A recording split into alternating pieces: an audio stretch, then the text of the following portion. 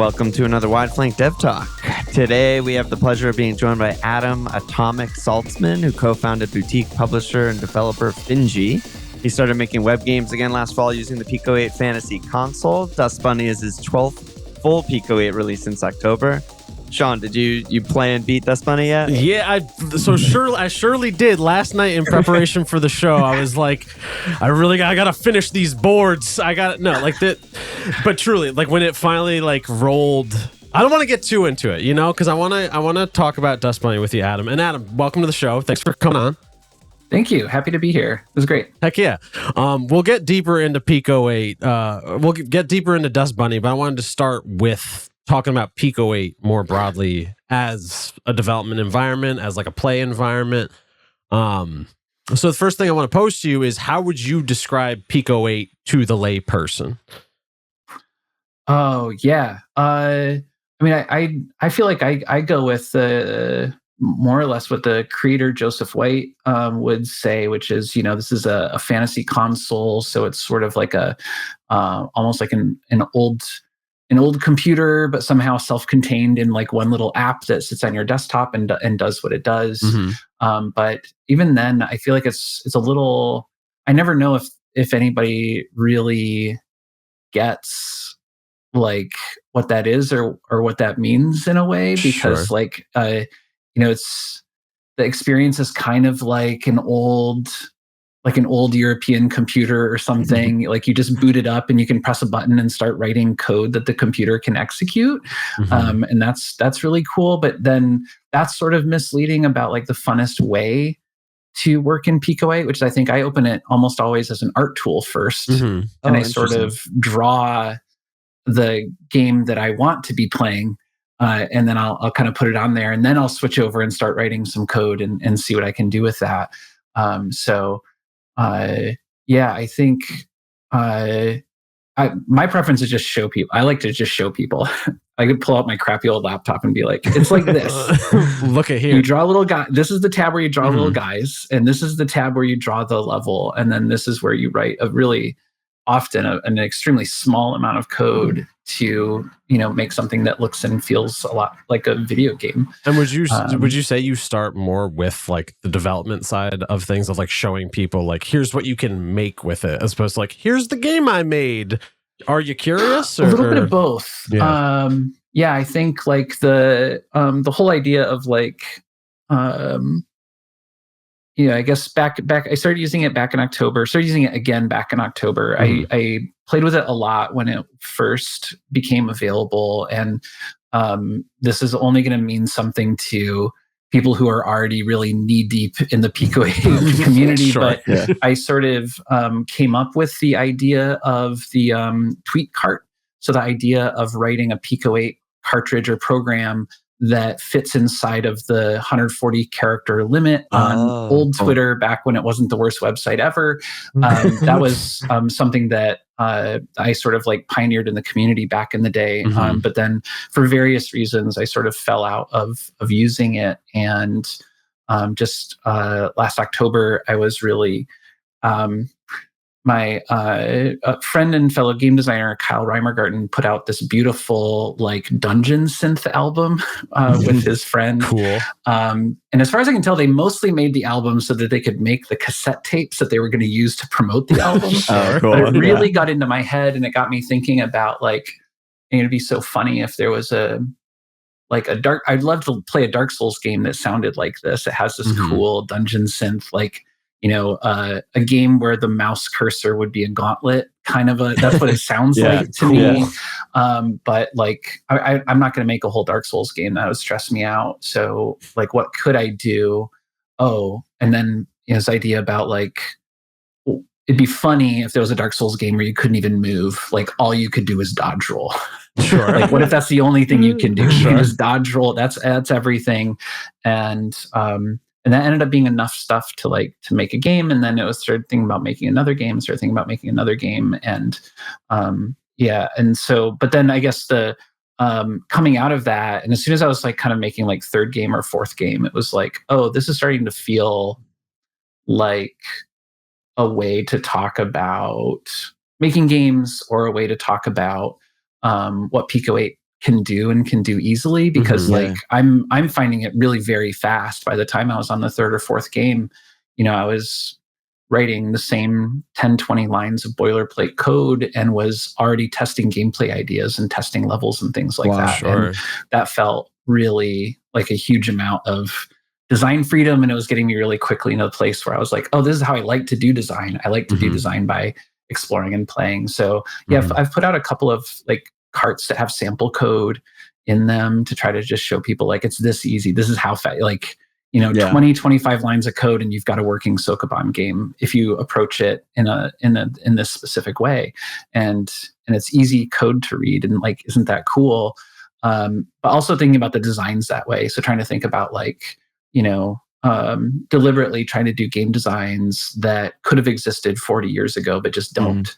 Okay. And is that like throwaway technology? Like, what if you have nothing? What if you're, you're making games in a cave with a box of scraps, kind of a mindset, and what can you make? Like, and so I think that it's like, maybe I think you can sometimes get the impression that like, oh, you need more advanced technology to do something new with games. Like, you need more power to do something new with games. And I think there's something really fun and, I don't know, subversive is probably slightly too dramatic an adjective, but there's something special about going like, no, I don't need any technology to do this. Like, it sounds like the extreme sort of limitations also attracted to you. Not just how, quickly you're able to make a game, but how limited you are. And it maybe puts you in sort of a space where you're just like, I can focus on just the things I care about in a game. Yeah, I think in terms of, Pico 8 as a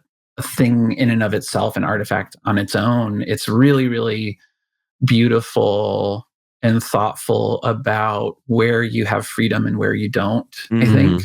And you can see people really pushing boundaries. Every once in a while, somebody's like, I made an entire 3D flight simulator. And it's like, I don't know how that works or how you did that. Truly. I'm still in like little guy moves around in a maze phase. But also thinking like, that's not that different from how Alexei Payetnov made Tetris in the first place. Like I have a text console, and I'd love to come up with something fun to do with that. Or the old school game designers that I admire so much, like Jordan Mechner, getting Prince of Persia running for the first time. It's like, we have a computer that's really not designed to do very much, but look what we can do if we focus on certain things. And and wanting to have that. So I think like I would say like mix of things for me. Like one, I'm making games in the hope that people just play the game and like the game as an artifact. But if they want to, and I don't know how pretentious or ambitious this is, but I think if people were interested in some of the deeper design ideas that are present in the game, that those are there to enjoy also. And maybe if people are interested in the relatively simple technical implementation that's driving the games that are hopefully, again, fun on their own, that's there for people to maybe like enjoy or appreciate. And Dust Bunny actually was the first time that I put out the incomplete version. Okay. So I actually put out a version of Dust Bunny that doesn't have any of the polish. So when you beat a level, it just goes next level. As opposed to like, oh, it's sparkly and clean. Animation. Isn't that fun? And no sound. No sound. It's this really raw thing, but it also only has like 100 lines of code, and it has all 30 levels of the game. Like, it's everything. It's the whole web puzzle game experience. It's all the system things, all the things that I think are probably most important for that game to work in people's minds and be fun to play is there. And it's almost nothing. So I thought that would be fun to put out, but a little bit in the spirit of like, I hope people enjoy this game. But if people do want to think critically about the design of the game, hopefully there's space for that. And if they want to see how it was made, hopefully there's space for that also. It's there if they know where to look, right? Because exactly. It's pretty, like, the way that Pico 8 operates is like, it's pretty intuitive to get to the tab where you're just looking at the code, like from playing the. And I think like, because neither Alon nor I are game designers or programmers of any. We're podcasters. I'm a musician. Alon's a video editor. Like we come from different fields, honestly. And it's part of my thinking about Pico 8 in general is like, how do we bridge the gap between like the players of the games and the people making the games? And that's not to get too big brained about it, but that's also part of the idea of this podcast. But it's like, it's something I want to say about the Pico 8 platform, that like, if you're at the boot screen of the game that you're playing, it's like you're a few keystrokes away from looking at the code of the game, and you can like in real time change the assets of what you're playing, and like like is that something that you've like played, like does that factor into your design process, like that fluke? Because you referenced a little bit that like you like putting down the base code of like how certain things work, and then like iterating on the fly. Like, does that come up pretty often? Yeah, I think so. And I guess like, I mean, the asterisk is like, I feel like I'm self-diagnosing almost. So like, who knows what's actually going on, but it feels that way to me. Like, I think of my design process as like, you know, there's like, for Dust Bunny specifically, there's usually like a nugget of an idea, which is like, in the case of Dust Bunny, I was literally vacuuming the house and thinking it was funny. There you go. You can get the vacuum. Like, but you can get your vacuum stuck under furniture. Like if it goes under the table legs one way and you try to pull it out, it'll get jammed or whatever. And just thinking that was funny.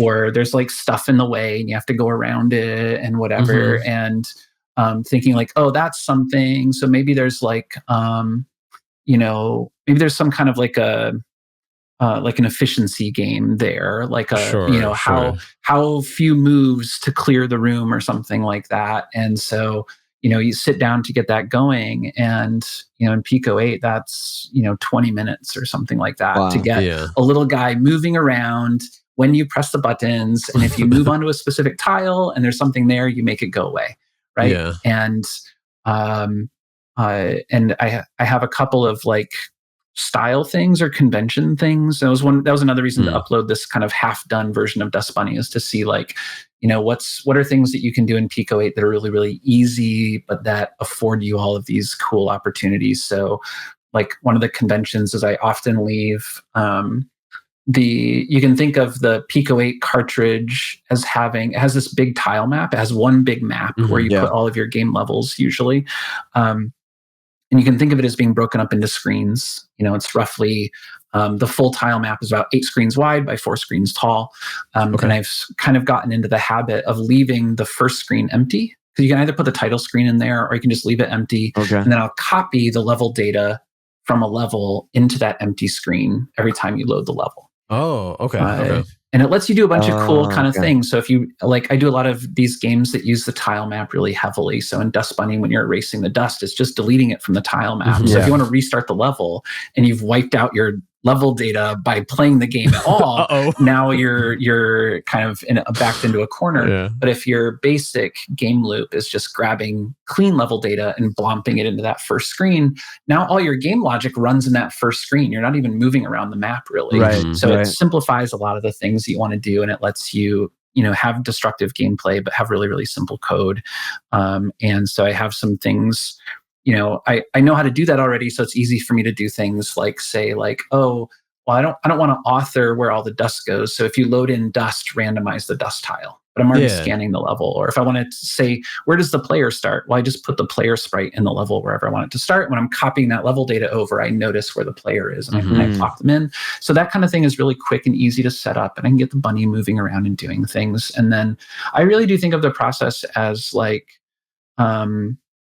not that I'm doing like big brain player design stuff, that I usually just make a playground and move around in it and try to see what's fun and what isn't fun. And like, cause like right away, the idea of like how few moves to clear the space was really depressing. I was going to say, like, that's not especially borne out in the design. Like, there's no ticker saying, like, this is the number of moves. That got peeled out pretty much right away. So it was like, that's actually not interesting. There's nothing, like, I'm not thinking about, like, oh, if I go up here instead of down, like, nothing about that texture is fun. But so it kind of went back to, like, oh, but the thing that was fun is, like, getting the vacuum stuck under the table. So maybe I can do something simple like that and started moving to more of a familiar space. If people play puzzle script games or they play even like a Zachtronics game, they're probably familiar with this idea of like, your player avatar can glom onto things and become bigger, become a weird shape. Sure. Right. Yeah. I ended up feeling like those games are often made by like smart designers, and they have smart mechanics where you can like scrape a piece off, or you can move over a hole and a piece will drop off, and you can you can keep modifying your shape in creative ways. And I kind of felt like, I'm just not going to do that.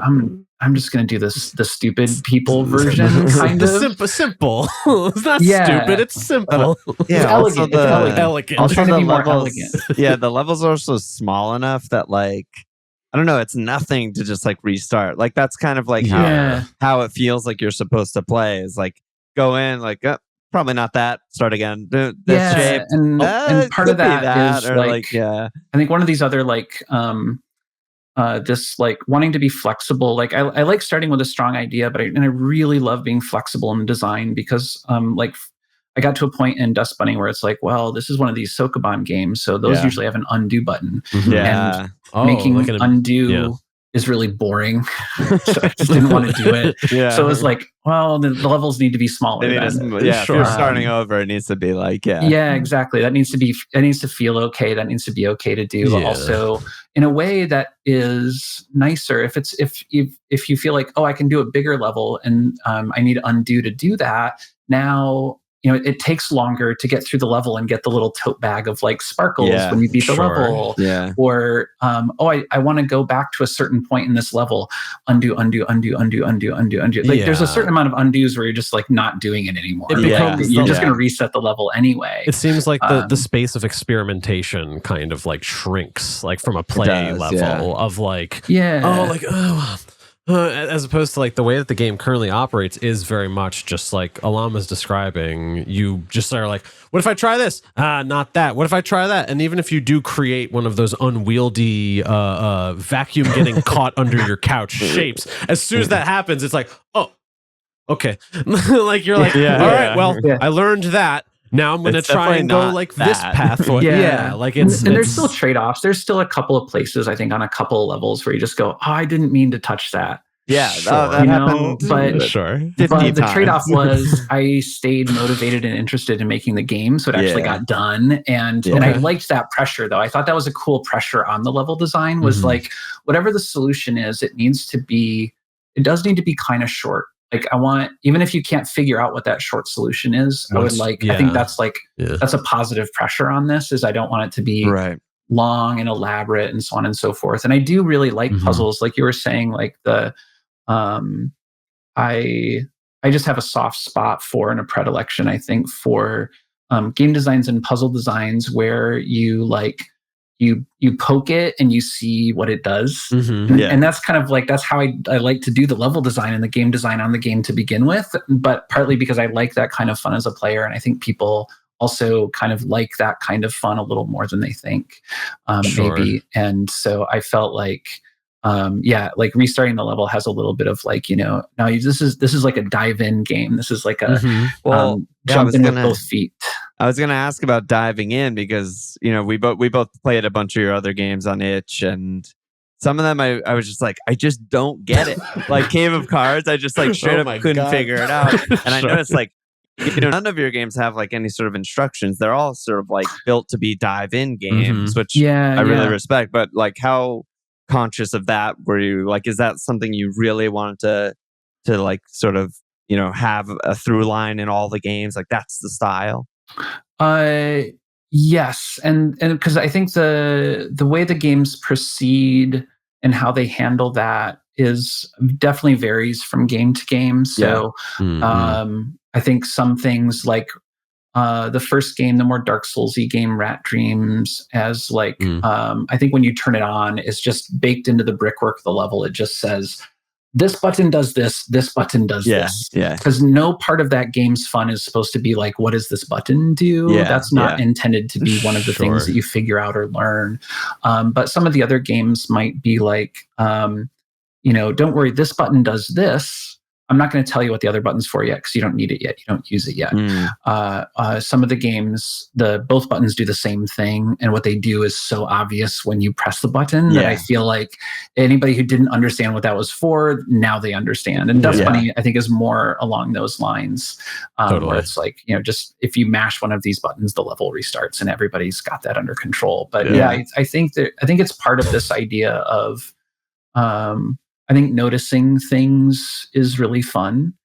I think it's a kind of fun that we don't always like forward or appreciate that much. And a lot of the games that I get really, really hooked on have a lot of just noticing going on. And that's what I enjoy doing as a game designer. Like that's what's fun for me. When I was designing a Dust Bunny level, I would just draw a thing and be like, this doesn't seem like it should work. Can I solve the level?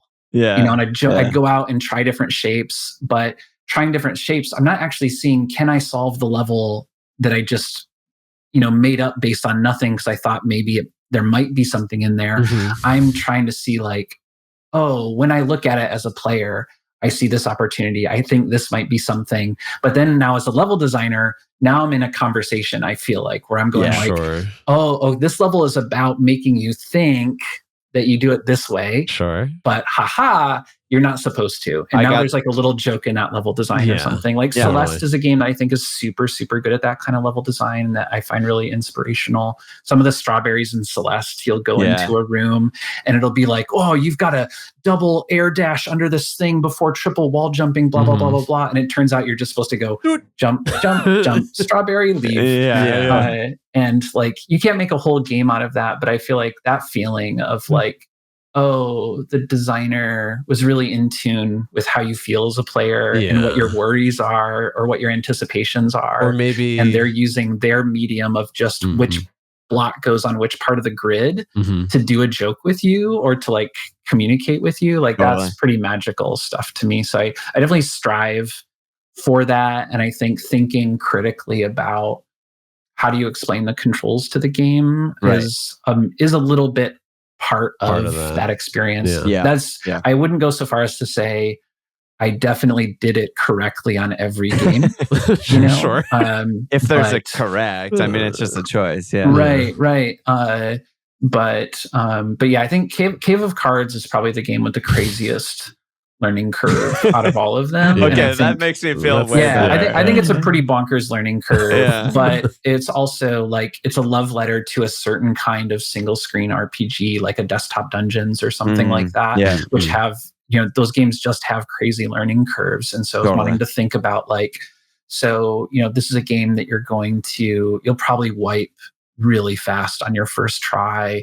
And then on your second try, you'll get a little bit farther. On your third or fourth try, you might have a pretty good run, but the end of it is a mess. But like, how is it a mess? How do I communicate that to the player? Like, could you come back to it the next day with an idea about what to try, And like, even, the idea of the Cave of Cards, when you can spend diamonds to get extra resources, and you do that by pressing a button to go to the shop dimension. And at any time, you can go to the shop dimension and go pick out some resources by spending diamonds. But even the shop dimension, I wanted that to have a learning curve. And when you open it, you just go like, oh, I can get this big upgrades. This is mostly a screen for getting upgrades, and then gradually realizing like, oh no, this is part of the end game high score resources. Is like really very much about how you use even the shop screen or something like that. But it's way more stretched out. I think a lot of these Pico 8 games, I want there to be a curve of discovery, but it's most like, Mole and Dust Bunny especially are like, most of the discovery happens in the first 40 seconds or something. And then after that, it's just one little twist at a time. I know if you've gotten to here, I know this. So what's fun to do together? What's funny? What's what looks scary or impossible but is actually easy? What looks really easy but is actually frustratingly tricky, and you have to look at it with fresh eyes. Like all those are just the things that I love in games. And I think the designing a game is so much like it's so close to. I love how close you can get it to that with Pico 8. Like that's one of the things. Like Pico 8 makes me feel like I'm already playing the game, and I haven't even made the game yet. Sure. Yeah, interesting. Like that's the distance. That's bonkers. Yeah, that distance is so short, and that's the thing that I really love about that. I guess a big picture I do want to ask at this point, like in your design process, because like you're talking a lot about like what information you provide to players, and like at what points do you trust that the player has information, like but you've also talked about how like clearly a lot of this is like for you, like you had an idea and you wanted to execute on it. Like at what point in your design process does like the player start to become like a little more concrete in the decision making? Like do you have like an idea of that, or is that something that like I'm not sure. I do feel like it's a little, I do feel like it's pretty fuzzy, because like I'm tempted to say like I'm barely even game designing. Like I have a nugget of a thing, and then I'm just scribbling levels, and then I'm playing them. I'm playing them a lot. Like you are the first player. It sounds like I game am the first player, and I feel like I feel like a player using cheat codes a lot of the time. That's how it feels for a lot of the design process. But I think like there are things that I think are more designer minded that are there. So there's like trying to remember being able to call on like, what have I seen other games like this do, and do I want to do that exact same thing? Or thinking back, like Prince of Prussia, for example, was very much great game. Oh, thank you. But it was like I was playing a newer Prince of Persia game and feeling like, oh, this game has these really big cavernous spaces, and it has this really flowy movement. Yeah. And my like best memories of Prince of Persia games are about being just a clown, like a weakling in a terrible place, and every step is like there's some mortal threat. And but you get through it anyway. It happens. Right? Much of the game happens to you, and then you figure out how to. Half the time you're minding your own business. You're like, I'll take a step forward, and the game's like, watch out, the floor's collapsing. Spikes. Truly. Okay. But that's such a like that to me is like the heart of that game lived in that space. Like, and I do a non-zero amount of game design. I think that's like, well, the player character isn't invincible. They're kind of like fraught or fragile in some way, and feeling like those old Prince of Persia games really center that feeling. And I like that feeling of like, I think almost like modern Dark Souls games preserve some of that, like that feeling like you're going down the hallway minding your own business, boulder, respawn, right? Flaming arrow from unknown assailant. And like the example I always give is like the catacombs in a like a Elden Ring catacombs level or something, which could be just the most dismal kind of repetitive level design that you would encounter in a game. Normally it's like a series of square rooms that all have the same wall and the same 3 enemies, and they're poorly lit, and you have to go down there to get a sword you don't even want or something. But the way they approach the level design, the classic example to me is like, you walk, the room is empty, you run in, and a skeleton jumps out. He was hiding right next to the door and jumps out and attacks you from behind, right? And you go, they got me. And you go into the next room, and you right when you come in the room, you turn. Right? But a skeleton is falling from the ceiling. He's coming from the other direction. You're like, they got me again. Not this time. You go into the next room, and you whip to the side, and you look up at the ceiling, and then a skeleton attacks you from directly in front. Because they've taught you to spend your first time in the room looking everywhere except right in front of you. Right? Conditioning. But that third room, the level design of that third room where a skeleton just runs straight at you, and you have made yourself the problem of refusing to look in the obvious place. That room is no good on its own. That room is nothing on its own. It's just a skeleton runs towards you. But when that room is in the context of these other 2 rooms, and now you have the level, just the level is the game designer's way of saying like it's almost like an in joke. It's not even a joke anymore. It's like an in joke that you have together now. I don't know. It's kind of like, I believe in you, or it's like some trust in like the player is like, what's actually like the game design isn't changing. Like you're changing. Like, and I believe in you, and you'll figure it out, but you're going to have to figure it out. Sort of thing. And I love that kind of thing. So I feel like that spirit, that's an old Prince of Persia kind of vibe. And I think it's something that's not part of the focus of what they do with the franchise now. And so I thought like, that's what I want as a designer. That's the thing that I'm carrying in as like, I have these, specific memories of like, what are people doing with this space now? What do I think is fun or funny about this space and that I want to explore? But pretty soon, like, I feel like if I'm not trying to, view it or understand it as a player, that I'm almost definitely going to be missing something. And my examples I'll always go to is like, if you're playing the piano, you're listening to the piano too. Right. And if you're painting a painting, you're looking at the painting while you paint it.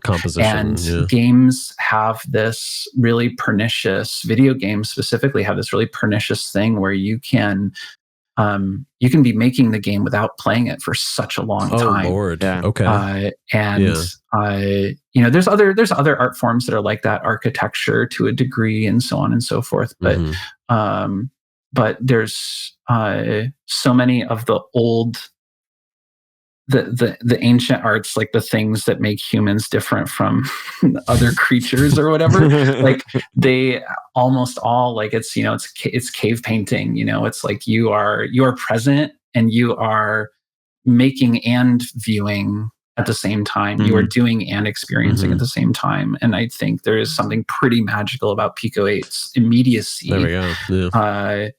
Where I feel like I'm doing that more. And I think and I came up modding, making Doom mods and Quake mods and things like that. Dude. And that always felt very similar. It's like, there's all this stuff is already here. The toolkit exists. Yeah. The cave wall if you want exists. A guy, just drag in a guy and then try to fight the guy and see if he's fun to fight in this room or not. Right.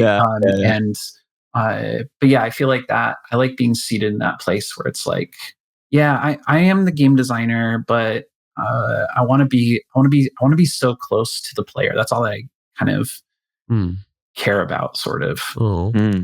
It's like sweet almost. Like it's like that's what it is, right? Because like there's different design sensibilities like that feel.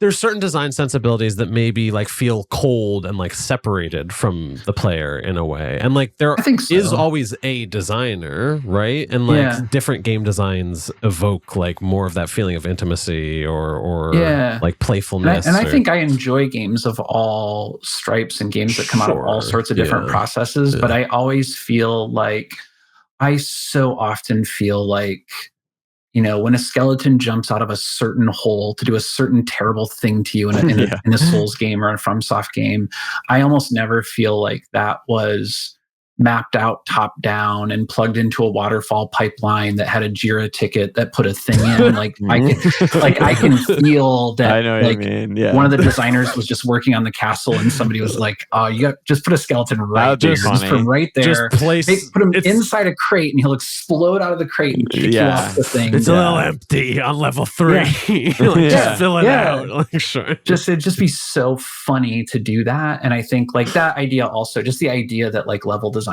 can be funny, I think is like such a truly obvious thing in games where it's present, games where you recognize it, are so often games that are like sticky or that people form attachments to or that they really, really enjoy.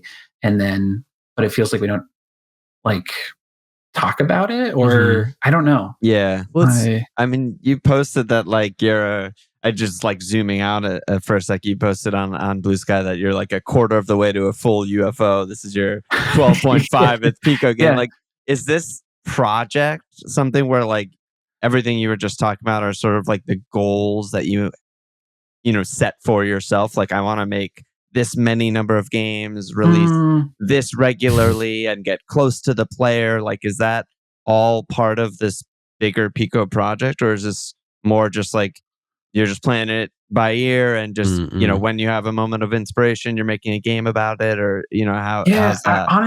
I think, like, and asterisks for self-diagnosis, et cetera, again, but I genuinely think it's kind of all of the above. Like, part of this is, like, or for a long time, I've always had this, like,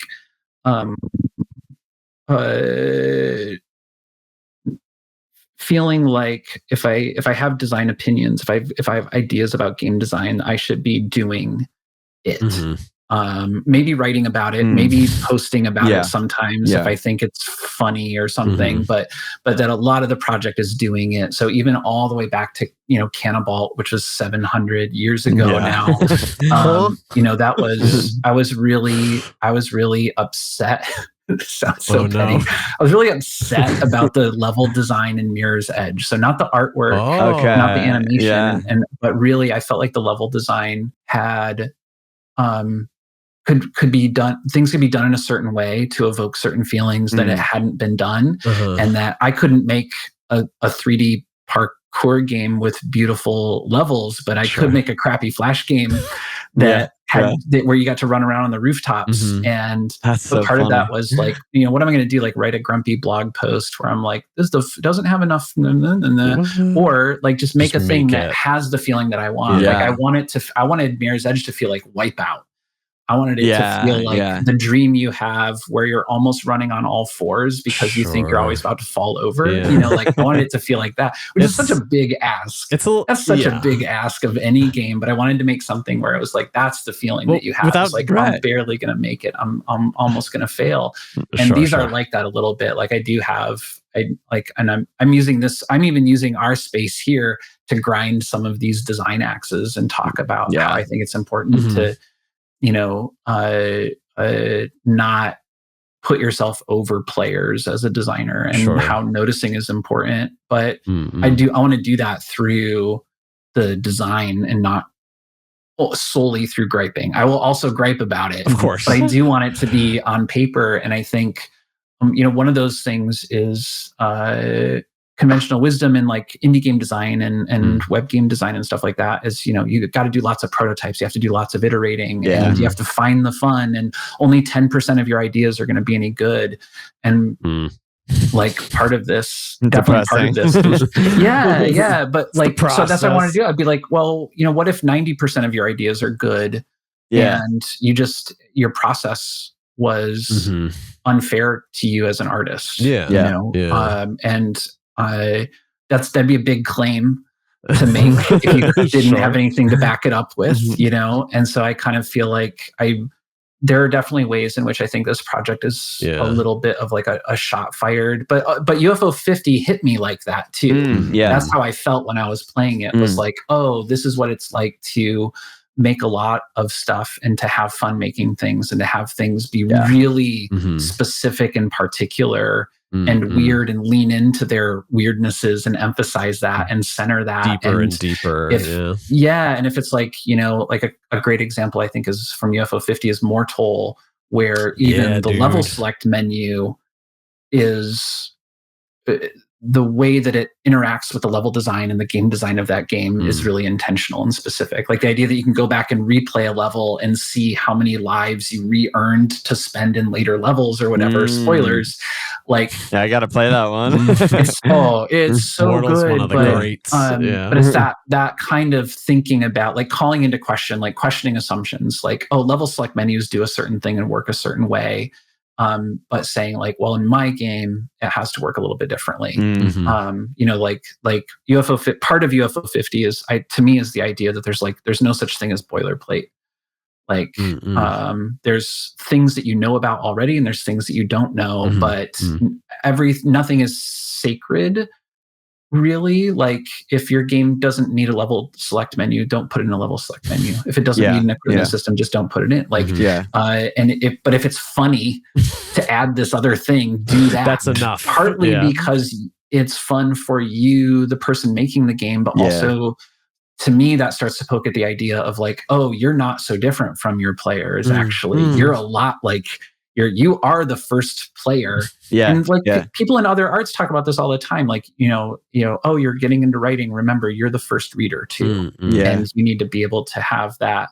And people often talk about it in terms of like, you need editorial distance or objectivity or something like that. But like UFO 50 absolutely made me think like, you should be having fun. Totally. Like if you're, let's make something for a stranger to have fun, but I'm going to be be while I do it. Sure. I don't even like playing it. It's going to be hopefully someone else does. No wonder like 9 out of 10 game ideas end up feeling, miserable or whatever, right? It speaks to like a broader, this is outside of games and art. This is just life, baby. But it's a philosophy I've had for a long time. A lot more when I was younger and like wigging out a little bit more. When I was younger, people used to tell me like, oh, you're overthinking it. And I used to have like a stock response of like, it's not that I'm overthinking it. It's that I don't know what the outlet is for all these ideas, And that speaks to your 90% idea that it's like, it's not that I only have 10 good ideas. It's that like, I don't know what the heck to do with these 90 other ideas. And I feel like it's such a disservice. Sorry. It's so easy to do a disservice to yourself or to your art community or something to be like, well, who cares because most of those ideas are bad anyway, as opposed to like maybe the process of externalizing and formulating how the legitimately good idea could make sense to a complete stranger is extremely difficult and fraught. Right. And, but like the idea that extends to a lot of these ideas are hopeless or something, as opposed to, well, like stop being so precious about the formulation. Like, keep trying to do the thing that you're trying to do, but like with like, like I didn't interpret the fact that my first idea for Dust Bunny was there should be a counter for your moves, right? And you'll get scored based on how efficient you are, and then you can replay levels. The fact that was a terrible idea wasn't a problem. That was great. It was like, I can tell right away that's no good, so I don't have to include that anymore. And not including stuff is free. So that's gone. Let's see what else it can do. And then all those later levels kind of come out of feeling that way or wanting to do that thing, like wanting to do like, I'm not going to add more stuff to the game. Like the game is called Dust Bunny. It's about dust and bunnies. That is the only mechanics that we're going to allow. And those are the only things that we're going to express and explore. And that's a little different from, things that people have done in this space before. And that's nice and that's good. But that's, at the end of the day, it's a game about getting the vacuum stuck under the table 100%. That's exactly what that game is about all the way through. But that first formulation was bad. But I don't like, who cares? Like, but we didn't know about it until you brought it up. And I could tell right away, like, oh, that formulation is no good. That's fine though. That's information. So it needs it's a different formulation. The way the idea itself probably has legs because I can tell it makes my brain itchy a certain way or something. So so I'm not stressing out that the formulation, I'm not associating the formulation with the quality of the idea. I'm just associating the formulation with like, I needed to do something to get a first step going. And now I don't have to formulate it on my own, right? PICO 8 is talking to me like, it's annoying to do the thing you're trying to do. So stop, do something that's more fun. Or, the levels are communicating with me a little bit, or I'm thinking about what I want to do with the art for it or whatever. And now I don't have to formulate it in a vacuum. Like that first formulation is always going to be terrible. Like you go from idea, nothing, no constraints, no boundaries, no guidelines, nothing. How is that first formulation ever supposed to be something that you can do something with? That's so improbable. But I don't like the idea that like a lot of art it'll be like, poof. I think the idea of the idea and the formulation being somehow connected in a meaningful way, as opposed to like, no, the idea is just the idea. It's just there. It's just like making you feel good and making you interested in what you're doing and like motivating you to explore it. And the formulations are disposable. Like who cares? Right. That's, you don't get obsessed with the formulations, even if you're kind of proud of like it. This one is so elegant. Like, shut up. You don't know anything. You don't know anything. You're just guessing. You're just making things up, and that's fun. But like I think when you care about the player, you care about a stranger being able to stumble into the space and explore and have a fun that's really close to the kind of fun that you're having. Yeah. And it's I think you just have to not obsess over these formulations. Because the formulations are like, it's like what you're doing, whereas the idea sort of like exists and like moves through you and things like that. I think so. That's how it feels. That's how it feels to me with most of these projects. And I think it's what makes them, also just messing with, I would like to mess with the idea that this whole undertaking is just not that much work. Sure. Like I think it's like, I have to make a game. It's a little game. So it's only going to take 6 months. I just want to be like, no, like just make it in a week. Done. Yeah. Like just knock it out. And like PICO 8 is just so friendly for that. It's so good at that. Beautiful. And I think that's nice because I think that's a thing that helps you get over some of these like obsession, if it's going to take you 3 months to get something working, you have to care about the formulation. Now the formulation is the most important thing in the world because it's going to take you 3 months to get that thing, even up and running so you can see if it's any good. Yeah. Just play with it or you see it or whatever. But I think it's really hard to do this kind of design that way. I think to do design like this, to do it at this pace or to do it, with this kind of flexibility, you have to be just totally indifferent to the fate of these formulations. But that's so intrinsically connected to like this formulation took 10 minutes. It can go away. I don't care if I never think about the game this way again. Great. In 10 minutes, I learned how to formulate an idea out of nothing. Like amazing. That's incredible. Yeah, exactly. So 2 things. One of which is if this ain't a good advertisement for PICO 8, I don't know what is. But 2, we're talking a lot about like the work of all of this and the process and the doing. And then the last thing we want to ask you is the opposite of that. It's what do you do to rest? Like when you're not working? I mean, I've been making a lot of PICO 8 games. Oh no! I work to rest. I rest to work. Yeah, like I think that's part of the project. I think a little bit is like I stepped way back from making web games for years and years and years, and like web games were one of my main ways of doing self-expression. That was kind of my main art. That's the art that I loved the most out of all of the arts. I like it more than writing, and I like it more than drawing. I just like to make games, and I think there's this way of making games that is fun and restful and rejuvenating to me. Right. And part of this project has been like, I make games. I make these bigger games at Finji for a living, and so that's my game making time. And then I need to make sure that I don't spend other parts of my life also making games because then I would have bad work-life balance or whatever.